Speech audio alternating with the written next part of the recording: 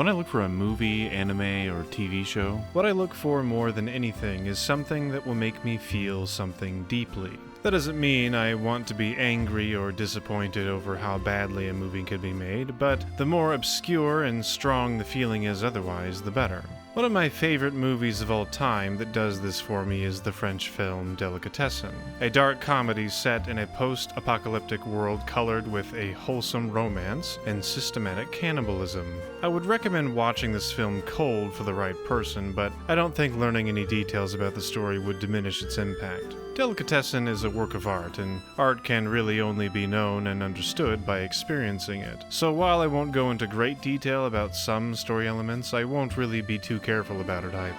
With that out of the way, I should also mention that this movie has a character who struggles with unaliving herself. So, if that is a sensitive topic for you, I want to warn you of that. Delicatessen is a beautiful and hilarious film, which is a weird thing to say about a movie that heavily features cannibalism and The film takes place in an apartment building where the live-in landlord, Clopette, routinely butchers his hired hands for meat along with any tenants who fail to pay their dues. The tenants knowingly purchase this human meat from Clopette because it's implied that vegetation has ceased to grow more or less in this apocalyptic world, and there simply isn't enough food to go around. The protagonist, Louis, is one such hired hand, down on his luck as a retired circus clown responds to an ad for a maintenance man, and is introduced to us as pushing his own taxi to the door of the butcher shop below the apartment building the film takes place in, and he's forced to give his own shoes as payment for the ride. Louis is immediately a likable character, which is soon noticed by Clopette's daughter, Julie. Just based on that information, it might be easy to see where this movie is going if you connect the dots. You'll learn later that Julie has always hated her father's work, especially now that it affects someone she's come to care about.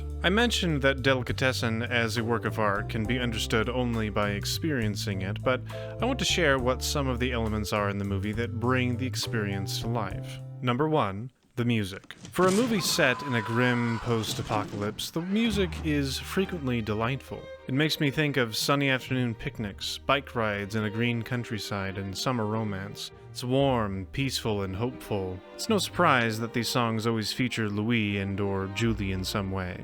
They are the wholesome ray of sunshine in this film, and the music punctuates this expertly. Some of this music is even performed by Louis and Julie themselves. Julie plays the cello and Louis a musical saw. In an early scene, they play a duet together that marks a turning point for Julie. So it's not just that the music is beautiful, it's also a great use of music to help tell the story.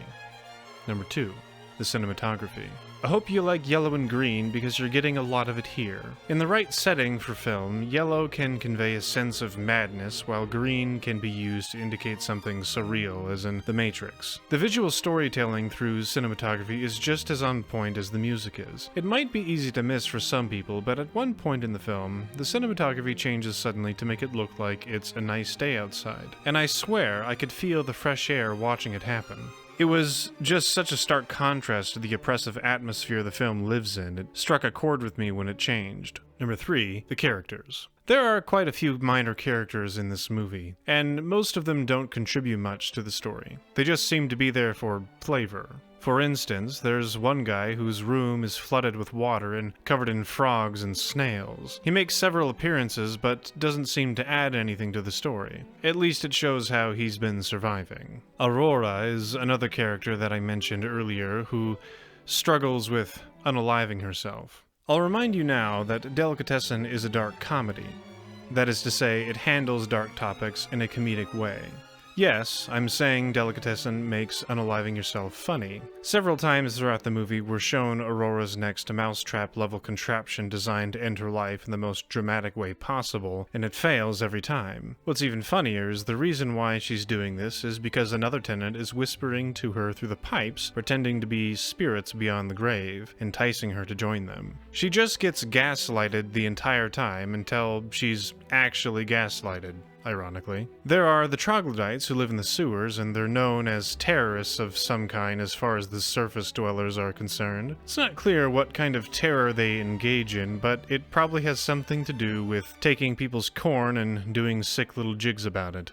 It's implied that they're different from the surface dwellers and that they don't eat people, so I guess they've got that going for them. They also contribute to Aurora's gaslighting, which makes their contribution to the film that much better. There are other minor characters, but I highlighted the ones that made the biggest impression on me. Aside from the main characters, Louis, Julie, and Clepette, I would be remiss not to briefly mention Mademoiselle Plus. She's intimate with Clepette from the start of the film, but after several interactions with Louis, she eventually sides with him instead. Until that point, though, Plus helps us humanize Clepette. When you see a likable character like Plus see the good side of a man like Clepette, it can be hard not to sympathize with him, even if only slightly. Plus is a support character, but she's a bit of a diva and a firecracker, and it's always fun to see her on screen. She gets accidentally captured by the troglodytes at one point, and it's just so funny to see her in a situation like that. I've refrained from detailing Louis and Julie's relationship too much, since that really is the best part of the movie.